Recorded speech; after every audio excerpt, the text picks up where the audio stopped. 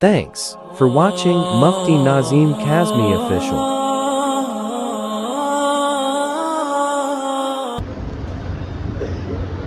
بسم الله الرحمن الرحيم الحمد لله نحمده ونستعينه ونستغفره ونؤمن به ونتوكل عليه ونعوذ بالله من شرور أنفسنا ومن سيئات أعمالنا من يهده الله فلا مضل له ومن يضلله فلا هادي له ونشهد أن محمدا عبده ورسوله أما بعد فأعوذ بالله من الشيطان الرجيم بسم الله الرحمن الرحيم فإذا قرأت القرآن فاستعذ بالله من الشيطان الرجيم صدق الله العظيم. انتہائی واجب الاحترام بزرگوں، دوستوں، بھائیوں، اللہ کا لاکھ لاکھ شکر و احسان ہے کہ اس پاک پروردگار نے مجھے، آپ کو، سب کو تراویح کے اندر، نماز کی شکل کے اندر قرآن پاک سننے کی، سنانے کی سعادت اور توفیق عطا فرمائی. یہ سعادت بزور بازو نے دان بخشت خدائے بخشت کر. یہ سعادت کسی انسان کے بس کی بات نہیں ہے جب تک اللہ کی مدد شامل حال نہ ہو. اللہ رب العزت کا فضل ہوا، اس کا کرم ہوا، اس نے توفیق دے دی. اللہ سے ایسی توفیق ہم مانگتے ہیں کہ جب تک یا اللہ ہماری عمر ہے، پہلی بات تو عمر میں ہی برکت مانگتے ہیں. اللہ تعالیٰ سے عمر میں برکت عطا فرمائے، صحت سلامتی عطا فرمائے، اور موت تک اللہ تعالیٰ ہمیں اسی طرح قرآن سے وابستگی تعلق نصیب فرمائے. یہ ہم اللہ سے دعا مانگتے ہیں. میرے بھائیوں، قرآن پاک جب پورا ہوتا ہے تو عام طور سے سب لوگ دعا کے لیے اکٹھا ہوتے ہیں، اور ہونا بھی چاہیے چونکہ اللہ کا کلام ہے. اللہ کے کلام کے پورا ہونے کے بعد دعائیں قبول ہوتی ہیں، اور ساری عبادتوں کا جو مغز ہے وہ دعا ہے. الدعاء مخ العبادات، ساری عبادتوں کا مغز جو ہے وہ دعا ہے. بلکہ ایک حدیث میں فرمایا الدعاء هو العبادہ، دعا ہی اصل عبادت ہے. اور اللہ رب العزت ہر زبان کو جانتا ہے، چاہے انسان کی زبان کوئی بھی ہو، کسی بھی لینگویج میں آپ دعا مانگے اللہ سنتا ہے. اس لیے ہم جو یہاں پر جمع ہوئے ہیں اس وقت جو بیٹھے ہیں، اصل بیان مقصد نہیں ہے، اصل دعا ہے. بیان تو بطور تمہید کے چند باتیں قرآن کی مناسبت سے انشاءاللہ جو ذہن میں آئیں گی وہ آپ کے سامنے رکھ دیتا ہوں. میں نے آپ حضرات کے سامنے جو قرآن کی آیت پڑھی ہے اس میں قرآن پاک کا ایک ادب بیان کیا گیا ہے. ویسے تو قرآن پاک کے بہت سارے آداب ہیں، اور میرے عزیز بھائیوں، دین جو ہے وہ اصل نام ہی آداب کا ہے. اگر کوئی آپ سے سوال کرے کہ دین کس چیز کا نام ہے تو آپ جواب میں دے دیں الدین کلہ ادب، دین سراسر آداب کا نام ہے. دین کے اندر ادب سب سے بڑی چیز ہے. ادب سے ہی انسان انسان ہے، ادب جو نہ سیکھے وہ حیوان ہے. الدین کلہ ادب، سارے کے سارا دین جو ہے وہ آداب کا نام ہے. ادب النفس ایھا الاصحاب طرق العشق کلھا آداب. جتنے بھی عشق کے راستے ہیں اللہ تک پہنچتے ہیں وہ سب آداب سے طے ہوتے ہیں. اگر ادب ہے تو سب کچھ ہے، ادب نہیں تو کچھ بھی نہیں. اس لیے ہم مسجد میں جمع ہیں، بے ادبی نہ ہو، مسجد کا بھی احترام باقی رکھیں، سائلنٹ بیٹھے، خاموش بیٹھے، توجہ کے ساتھ بات کو سنیں. قرآن پاک کا سب سے پہلا ادب تو یہ ہے جو خود قرآن نے بیان کیا ہے، لا یمسہ الا المطہرون. سورہ واقعہ پارہ نمبر 27 اس کی آیت ہے. اللہ فرماتے ہیں کہ جب قرآن کو پڑھنے کے لیے بیٹھو تو پاک صاف ہو کر کے بیٹھو. قرآن کو باوضو اور غسل کی حالت اگر آپ کی ہے تو پہلے غسل سے فارغ ہو کر کے آؤ. ظاہری اور باطنی پاکیزگی حاصل کرنے کے بعد وضو اور غسل سے فارغ ہونے کے بعد تب قرآن کو چھوؤ، اس سے پہلے جائز نہیں ہے۔ یہ قرآن میں سب سے پہلا عدد بیان کرنا۔ اسی سے علماء نے لکھا کہ بغیر وضو کے آپ حفظ قرآن پڑھنا چاہے پڑھ سکتے ہیں، لیکن اگر دیکھ کر ہاتھ لگا کر کے آپ قرآن پڑھنا چاہتے ہیں تو آپ کو باوضو ہونا ضروری ہے۔ اور یہ ادب کسی اور نے نہیں، خود قرآن نے بیان کیا ہے، لا یمسہ الا المطہرون، اس کو چھونا ہے تو پاک صاف ہو کر کے چھونا۔ تو ایک ادب تو قرآن کا یہ ہے کہ جب قرآن کو آپ پڑھیں ہاتھ لگا کر کے تو باوضو بھی ہو آپ، اور ظاہری اگر غسل کی حاجت ہے اس سے تو پہلے پاک ہونا ضروری ہے، حدث اکبر اصغر تمام چیزوں سے پاک صاف ہو، پھر آپ قرآن کو چھوئیں۔ یہ پہلا ادب ہے قرآن کا۔ دوسرا ادب کیا ہے جو میں نے آیت پڑھی ہے، اس میں فرمایا فَإِذَا قَرَأْتَ الْقُرْآنَ، جب تم قرآن کی تلاوت کا ارادہ کرو تو کرنا کیا ہے، فَاسْتَعِذْ بِاللَّهِ، تم سب سے پہلے اللہ کی پناہ حاصل کر لو۔ یہ دوسرا ادب ہے، فَإِذَا قَرَأْتَ الْقُرْآنَ فَاسْتَعِذْ بِاللَّهِ مِنَ الشَّيْطَانِ الرجیم، شیطان مردود سے تم اللہ کی پناہ حاصل کر لو۔ سوال یہ ہے ہم قرآن پڑھنے بیٹھے ہیں تو پھر شیطان سے پناہ مانگنے کی ضرورت کہاں سے پڑ گئی؟ دو جواب۔ ایک جواب تو یہ ہے کہ جب تم قرآن پڑھنے بیٹھو گے تو ہو سکتا ہے کہیں تمہارے دماغ کے اندر بڑائی پیدا نہ ہو جائے، تکبر غرور پیدا نہ ہو جائے کہ میں اتنے رب کا اتنا بڑا کلام پڑھ رہا ہوں، مجھ جیسا کوئی نہیں ہے۔ تو سب سے پہلے تو جب تم اعوذ باللہ پڑھ کر کے اللہ کی پناہ میں آ جاؤ گے تمہارے دماغ کا علاج ہو جائے گا، بڑائی ساری دور ہو جائے گی۔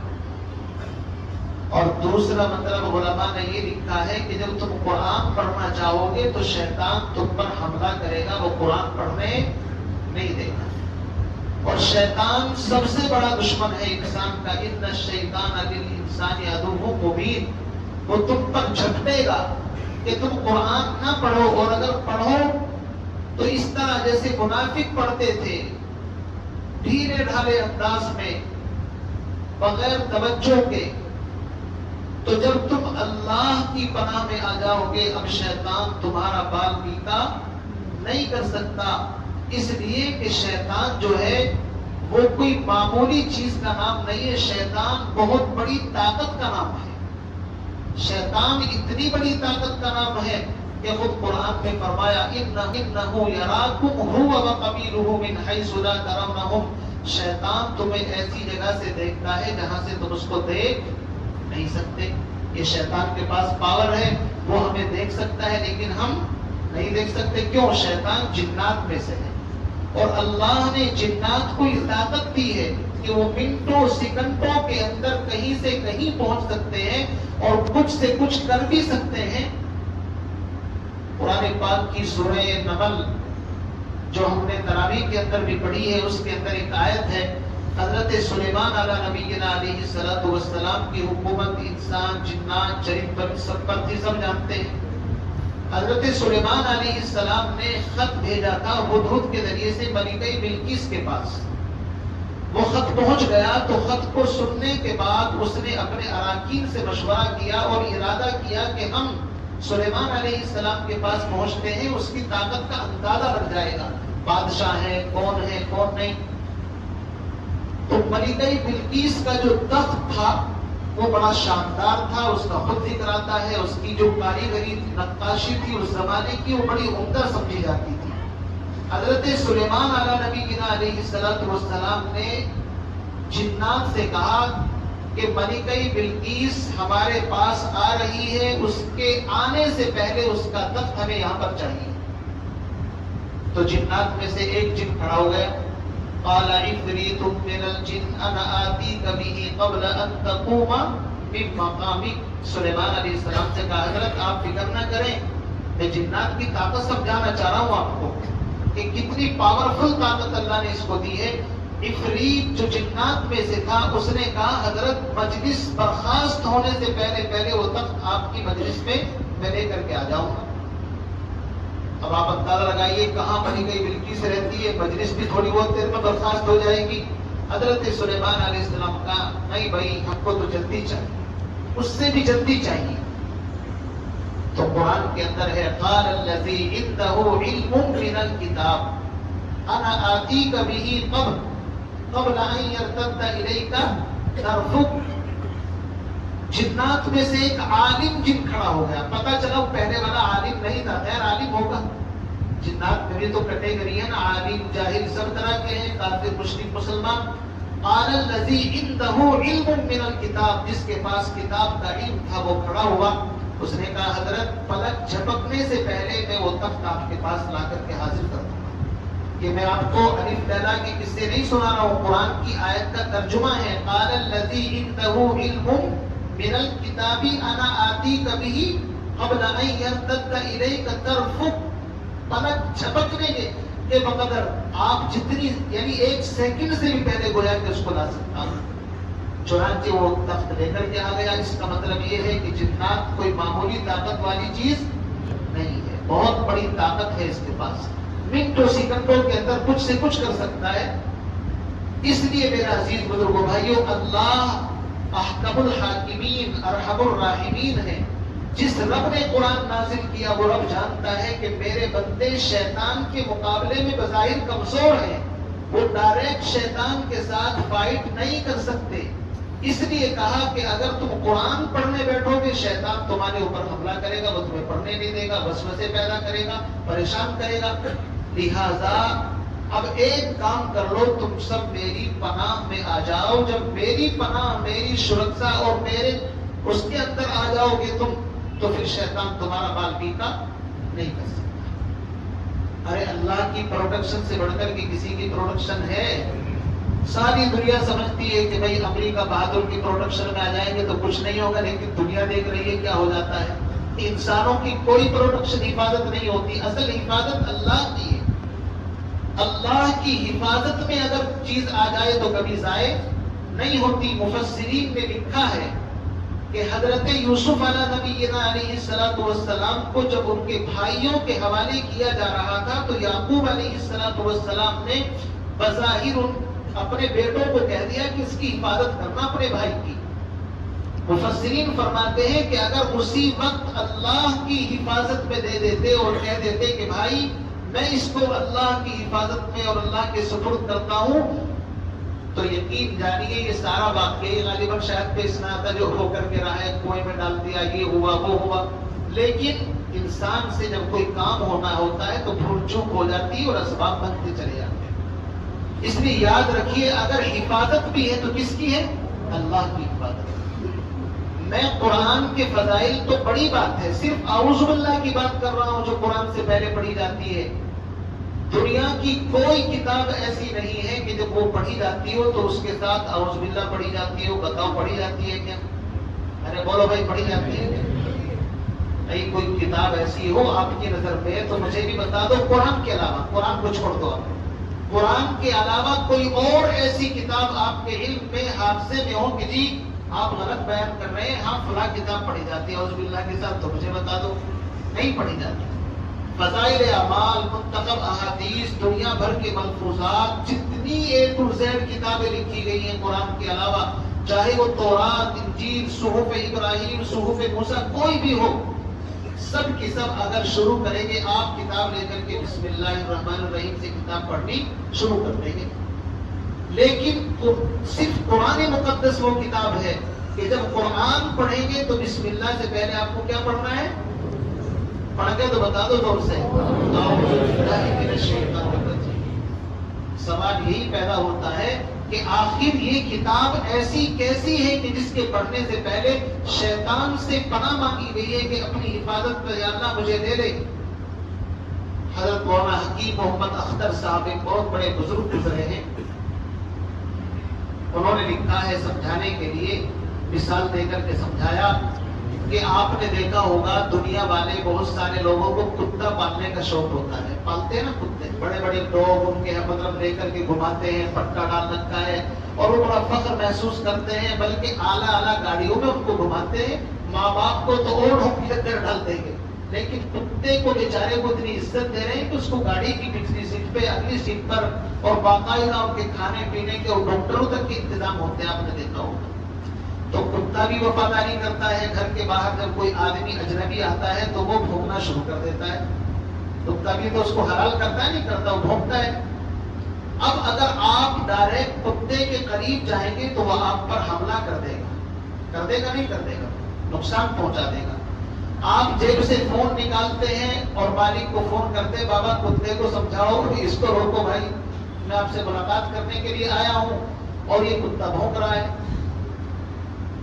تو مالک جو ہوتا ہے وہ کوئی خاص کوڈ استعمال کرتا ہے، کوئی خاص جو کتے کو سمجھائے ہوئے ہوتا ہے پہلے سے۔ جب وہ کوڈ استعمال کرتا ہے تو کتا دم ہلا کر کے بیٹھ جاتا ہے، خاموش ہو جاتا ہے۔ کتا سمجھ جاتا ہے کہ یہ میرے آقا سے، میرے مالک سے ملنے کے لیے کوئی آدمی آیا ہے، لہذا اس کے اوپر بھونکنا نہیں چاہیے۔ حضرت حکیم محمد اختر صاحب فرماتے ہیں کہ شیطان جو ہے یہ اللہ کے دربار سے بھگایا ہوا کتا ہی ہے یہ، اور جتنا بڑا انسان اتنا ہی بڑا اس کا کتا ہوتا ہے۔ تو اللہ رب العزت تو سب سے بڑے ہیں، وہ خروج منہا فإنک رجیم کہہ کر کے اس کو گیٹ آؤٹ کیا، بھگایا۔ اب اس کی فطرت یہ ہے کہ جیسے ہی کوئی رب سے ملاقات کے لیے آتا ہے تو ایک کتا بھونکنا شروع کر دیتا ہے، قرآن پڑھنے نہیں دیتا، نماز نہیں پڑھنے دیتا، سمجھے نہیں؟ کیوں؟ یہ بھی تو حکم کرتا ہے نا اپنا کام۔ تو اللہ رب العزت نے فرمایا ایک کوڈ ہے، اعوذ باللہ من الشیطان الرجیم۔ جب تک اس کوڈ کو پڑھ لو گے تو کتا جو ہے نا، یعنی کہ شیطان تمہارا کچھ نہیں بگاڑ سکتا۔ اب تم اللہ کی پناہ کے اندر آتے ہیں۔ اب آپ اندازہ لگائیے، جب اعوذ باللہ کا حال یہ ہے تو پھر پورے قرآن کے اوپر اگر فضائل بیان کیے جائیں تو پھر تو رات بھی چاہیے، وقت بھی چاہیے۔ یہ صرف اعوذ باللہ کی بات ہے، اور اعوذ باللہ اور بسم اللہ کے بارے میں علماء نے لکھا ہے کہ جس طرح کلمے کے دو جز ہیں، لا الہ الا اللہ محمد رسول اللہ، ایسے ہی قرآن کے اندر اعوذ باللہ من الشیطان الرجیم یہ لا الہ الا اللہ کے درجے میں ہے، اور بسم اللہ الرحمن الرحیم یہ محمد رسول اللہ کے درجے میں۔ دونوں کو ملا کر کے لا الہ الا اللہ محمد رسول اللہ مکمل جملہ بنتا ہے، ایسے ہی اعوذ باللہ اور بسم اللہ ملا کر کے۔ کیا مطلب؟ میرے عزیز بھائیو، یہ ایک علمی بات ہے لیکن زبان پر آ گئی تو میں اس کو بھی واضح کر دوں۔ ایک ہے دفع مضرت اور ایک ہے جلب منفعت۔ جب ان دونوں چیزوں کے اندر ٹکراؤ پیدا ہو جائے تو پہلے دفع مضرت کو کیا جاتا ہے، جلب منفعت بعد میں آتی ہے۔ یہ ایک علمی اصطلاح ہے۔ کیا مطلب؟ مطلب یہ ہے کہ اگر کسی انسان کے جسم کے اوپر کوئی گندگی ہے، کوئی بیماری ہے، تو سب سے پہلے اس بیماری کو دور کرنے کی کوشش کی جائے گی، عطر، پرفیوم اور اچھی اچھی چیزیں بعد میں اس کو دی جائیں گی۔ کیوں؟ پہلے نقصان دینے والی چیز سے چھٹکارا پانا ضروری ہے، راحت والی چیز بعد میں دی جائے گی۔ ایسا ہوتا نہیں دنیا کے اندر میں۔ ایسے ہی سب سے پہلے اعوذ باللہ من الشیطان الرجیم پڑھ کر کے جو نقصان دینے والی چیز تھی، شیطان کی رکاوٹ، پہلے اسے دور کرو، اس کے بعد میں پھر رحمان اور رحیم کے نام سے کام کو شروع کرو تو انشاءاللہ مدد آئے گی۔ یہ اصول ضابطہ بھی ہے۔ تو میرے عزیز بھائیوں، میں عرض یہ کر رہا تھا کہ جس قرآن پاک کے 30 پارے ہیں، 540 رکوع ہیں، 114 سورتیں ہیں، 6666 آیتیں ہیں، اس قرآن کے کمالات، اس کے فضائل، اس کے مناقب تو اتنے بے شمار ہیں کہ ہماری زندگی ختم ہو جائے گی لیکن اس کے مناقب بیان نہیں ہوتے۔ صرف اعوذ باللہ اور بسم اللہ کو آپ دیکھیں کتنی بہترین چیز ہے۔ اسی لیے آپ اس کو یہ مت سمجھیں، علماء نے لکھا ہے کہ اگر آپ نے قرآن کی تلاوت شروع کر دی اور درمیان میں رک کر کے آپ نے کسی سے بات چیت بھی کر لی، جیسے کہ ہم بات کر لیتے ہیں، اب پھر آپ کو تلاوت کرنی ہے تو اعوذ باللہ من الشیطان الرجیم پڑھ کر کے تلاوت شروع کرو، چونکہ بیچ میں شیطان نے آ کر کے اپنا کام کر لیا کہ تمہیں روک دیا تلاوت سے۔ تو جس قرآن کی فضیلت کا حال یہ ہو، یہ قرآن کے 2 ادب میں نے بیان کیے ہیں۔ سب سے پہلا ادب، لا یمسہ الا المطہرون، جب بھی قرآن کو پڑھنا ہے پاک صاف ہو کر کے پڑھنا ہے۔ گندگی حالت میں، ناپاکی کی حالت میں قرآن کو نہیں پڑھنا ہے۔ عورتوں کو، بیٹیوں کو بھی سمجھا دے کہ وہ اپنی ماہواری کے زمانے کے اندر ہاتھ لگا کر کے قرآن پاک کی تلاوت نہ کریں۔ البتہ ذکر و اذکار کر سکتی ہیں، قرآن کی جو آیات ہیں، ربنا آتنا فی الدنیا حسنہ پڑھ سکتی ہے، ربنا ظلمنا انفسنا پڑھ سکتی ہے، حسبنا اللہ ونعم الوکیل جو قرآنی دعائیں ہیں وہ پڑھ سکتی ہے۔ لیکن جب قرآن پڑھے گی وہ پاک صاف ہو کر کے، باوضو ہو کر کے تب پڑھے گی قرآن۔ اور دوسرا ادب یہ ہے کہ جب یہ قرآن پڑھنا ہے تو اعوذ باللہ من الشیطان الرجیم پڑھنا ہے۔ کیوں؟ اس لیے کہ ہم ڈائریکٹ شیطان کا مقابلہ نہیں کر سکتے۔ شیطان طاقت میں، قوت میں، ہر اعتبار سے وہ ہم سے زیادہ ہے۔ یہ بات الگ ہے کہ ایمان والے سے وہ ڈرتا ہے، لیکن ظاہری اعتبار سے اللہ نے اس کو جو طاقت دی ہے، پاور دی ہے، وہ بہت زیادہ ہے۔ اس لیے اللہ نے فرمایا کہ جب تم قرآن پڑھنے بیٹھو تو پہلے میری پروٹیکشن حفاظت میں آ جاؤ، پھر اس کے بعد تلاوت شروع کرو۔ اور آپ دیکھیے جہاں جہاں بھی حدیث کے اندر بیت الخلا میں جاتے ہیں تو وہاں کون سی دعا پڑھی جاتی ہے؟ اللہم انی اعوذ بک من الخبث والخبائث۔ علماء نے لکھا ہے کہ شیاطین کا جو بہترین مرکز، ان کا آفس سمجھ لیجیے، بہترین بیٹھنے کی جگہ جو جنات کا پسندیدہ مرکز ہے، یہ خبیث اور گندے شیاطین جنات کی بات کر رہا ہوں میں، وہ ٹوائلٹ اور بیت الخلا ہوتے ہیں۔ باقی جو نیک اور اعلیٰ قسم کے جنات ہوتے ہیں وہ مسجدوں میں بھی رہتے ہیں، گھروں میں بھی رہتے ہیں، وہ تو کہیں بھی پاک صاف جگہ پر رہ لیتے ہیں۔ لیکن جو گندے شیاطین قسم کے ہوتے ہیں وہ کہاں رہتے ہیں؟ بیت الخلا کے اندر۔ اسی لیے اکثر دیکھا ہوگا بچوں کو، عورتوں کو یہ جو بیماریاں لگ جاتی ہیں، ایک تو سر ڈھک کر کے لی جاتی بیت الخلا کے اندر اور دعا کا اہتمام نہیں کرتی، تو اس لیے سب سے زیادہ انہیں کو پریشان کرتے ہیں۔